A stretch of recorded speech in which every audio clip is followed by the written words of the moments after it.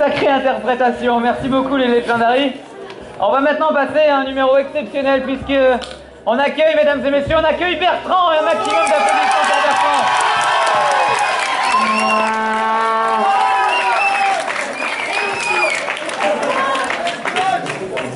Bonsoir.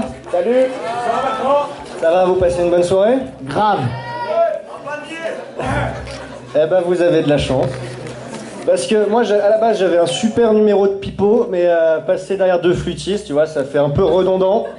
Donc je vais vous faire des blagues. Voilà. J'ai passé 10 minutes à faire le guignol. Ma foi c'est comme ça. Il n'y a plus de batterie. C'est bon.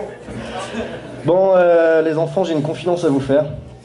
Ça fait exactement 3 mois, 17 jours, 18 minutes que je suis à l'ESC Dijon et j'ai toujours pas serré une meuf. Je sais, c'est bon, ça va.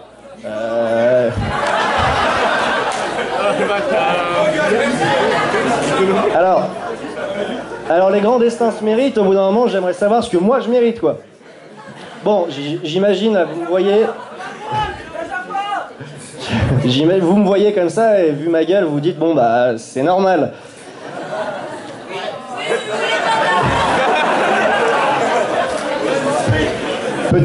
Peut-être, effectivement. Mais bon, du coup je vais vous parler du coup d'un sujet grave, sensible, qui touche tout le monde. Je vais vous parler de la drague, un sujet que je maîtrise pas du tout.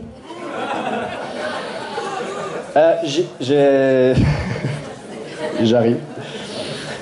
Oui, je vais vous parler de la drague, mais j'ai quand même eu chopé, je vous rassure tout de suite. Bon, c'était il y a longtemps. Merci.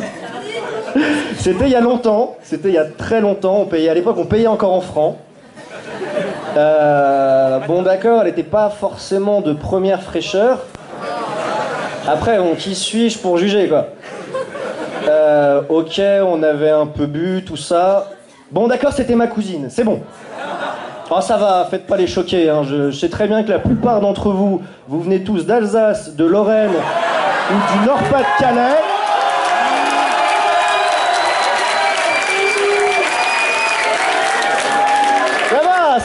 Ça va. Ah, c'est de coutume. C'est de coutume chez vous, non, ça se fait. Non mais alors, je juge pas, hein. Au début ça me dégoûtait, puis après je me suis dit, en fait, ces mecs-là, c'est des génies. Parce que, pourquoi? Je m'explique. J'ai lu, il y a pas longtemps, là, un truc sociologique de mon cul, là, qui disait que tout homme cherche en sa compagne sa mère. Non, c'est vrai. Du coup, ces mecs-là, ils ont vu ça, ils se sont dit, bah, direct, je vais choper maman, quoi, c'est bon.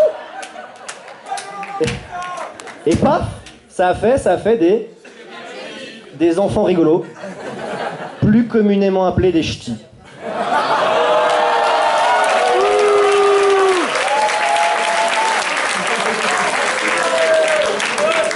Je vous rassure tout de suite, je vais pas passer le reste de mon sketch à faire des vannes pourlingues sur les régions, parce que moi je viens de Savoie et Il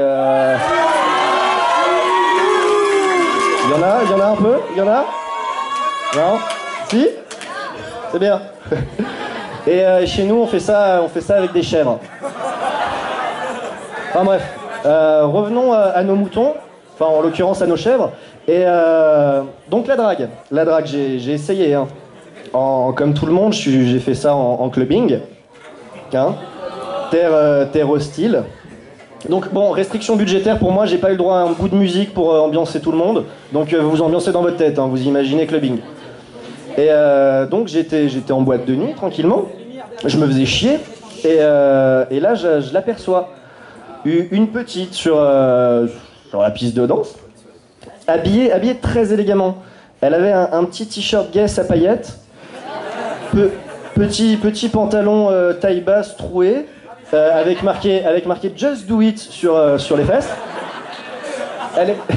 Elle était maquillée comme une pute, ouais.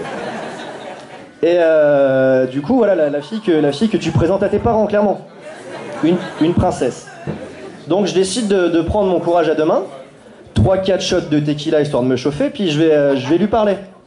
Donc je commence à l'aborder, je raconte 2-3 conneries. Je lui parle un peu de moi, de mes doutes, tout ça. De mes passions, la littérature. Je commence à lui parler de Sartre, de Verlaine, Rimbaud. Alors, Rimbaud, les gars, je sais qu'on est à l'ESC Dijon, mais je parle pas de Madame Sophie Rimbaud. Non, non. Pas la fille, la gentille dame de l'administration qui te dit non, non, tu restes en anglo même si tu comprends rien. Non, non, oui, tu vas galérer pendant 4 mois, j'en ai rien à branler. Mais non, non, je parle bien évidemment de Rimbaud, le poète. Bref, on s'en branle. Du coup, je continue à déblatérer mes conneries avec cette gentille fille. Je lui parle politique, je lui parle de mes voyages en Asie, tout ça. Et quand elle entend le mot Asie, elle peut pas s'empêcher de s'exprimer, cette conne, et de dire « Ah, mais j'adore les sushis !» Génial. Du coup, là, je tombe amoureux. Et je l'invite à danser, dans l'espoir que peut-être, plus tard, elle veuille bien me bouffer le rouleau de printemps, quoi. Et donc, on se tape 2-3 danses sympas. Et arrive un moment où elle me susurre gentiment à l'oreille qu'elle doit partir rejoindre son père. Donc là, je la regarde, et gentiment, je lui demande « Mais toi aussi, tu viens du Nord ?»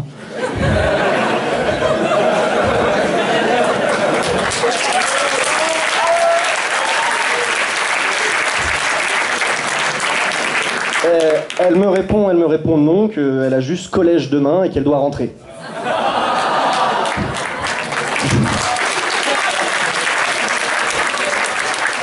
Du coup, je l'ai regardé partir au loin et je me suis dit 2 trucs. Je me suis dit d'abord que la drague en boîte de nuit, c'était pas pour moi. Et que j'avais aussi évité la tôle. Donc c'était plus ou moins un mal pour un bien. J'ai ramassé ce qui me restait.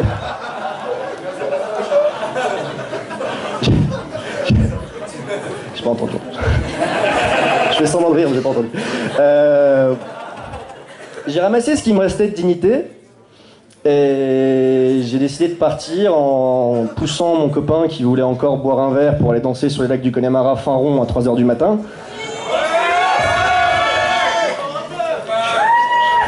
Je suis ensuite allé insulter la fille du vestiaire qui voulait pas me rendre ma veste parce que j'avais perdu mon ticket.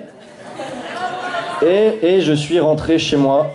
Je suis allé me coucher, la tête vide, les couilles pleines.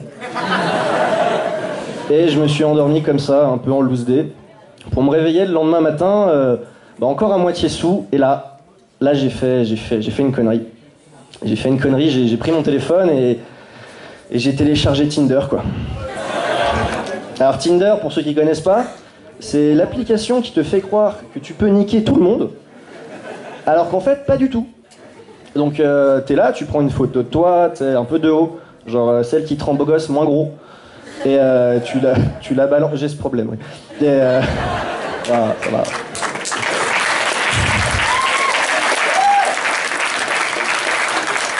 Donc tu balances ta photo sur cette appli et du coup tu sélectionnes les meufs et si tu les sélectionnes et qu'elles te sélectionnent, tu peux parler avec eux. Et donc au début Tinder, c'est un peu le supermarché de la meuf. T'as de tout. T'as de la rouquine, t'as de la moche, t'as de la bonne, t'as vraiment de tout. Donc toi, tu fais un peu le fin gourmet, même si t'as la dalle. Tu sélectionnes. Donc t'es là, pas toi t'es moche, toi t'es bonne mais t'as l'air taré. Et tu passes comme ça une demi-heure à en enlever 3, à pas les prendre, quoi. Et à la fin de ta session, t'en as quand même sélectionné au moins 6. Et là, t'attends.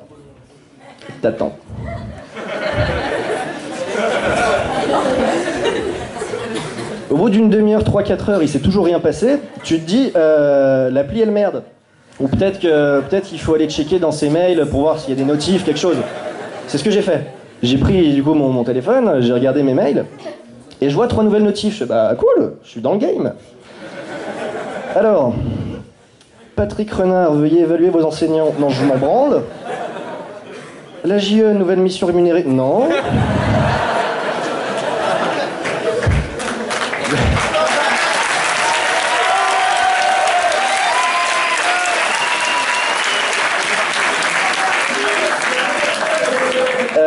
Veuillez choisir vos modules d'excellence. Ouais, non, ça je m'en fous aussi. Bref, rien. Donc là, j'ai compris. J'ai compris qu'en fait, si je sélectionnais que les bombes atomiques et que elle faisait pareil,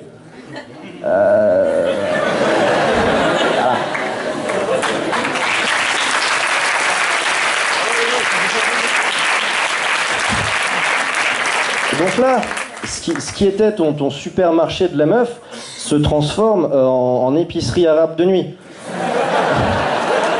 Où t'as le choix.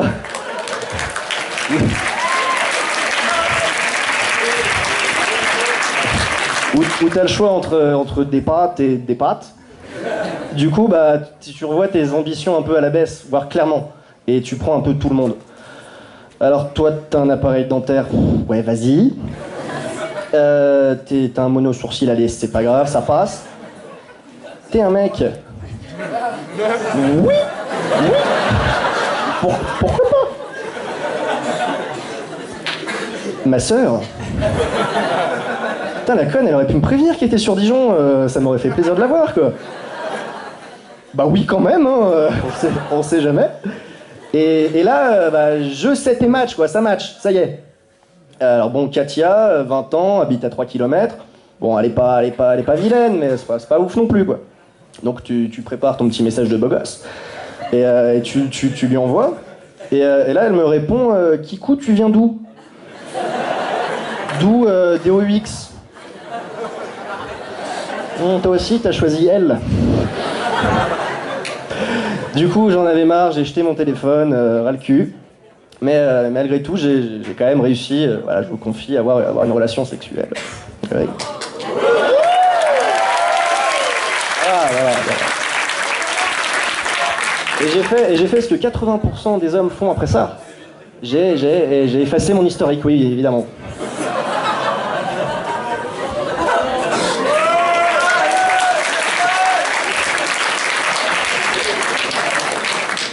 Enfin bon, et tout ça pour dire, je finirai là-dessus, sur cette petite anecdote, que finalement j'ai quand même réussi à être en couple. C'est vrai.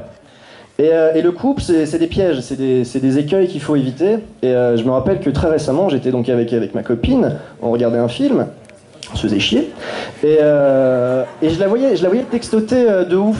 Et moi ça me faisait chier parce que j'avais rien, j'avais pas un bout de Snapchat, pas un Instagram, rien, que dalle.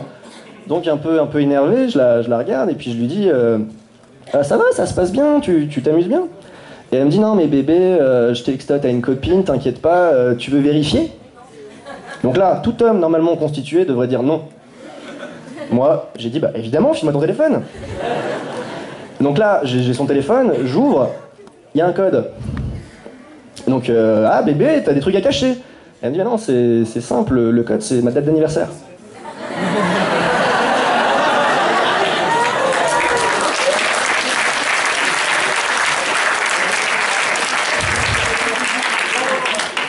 Ta date d'anniversaire de cette année?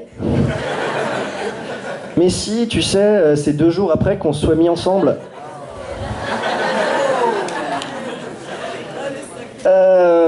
Bébé, je t'aime, je te fais confiance, tiens, reprends ton téléphone.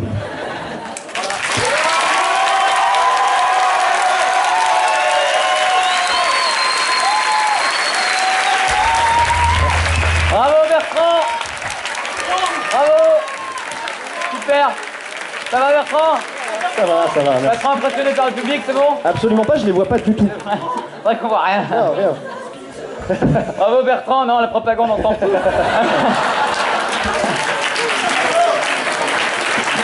On applaudit tous Bertrand, bravo, merci encore beaucoup. à lui.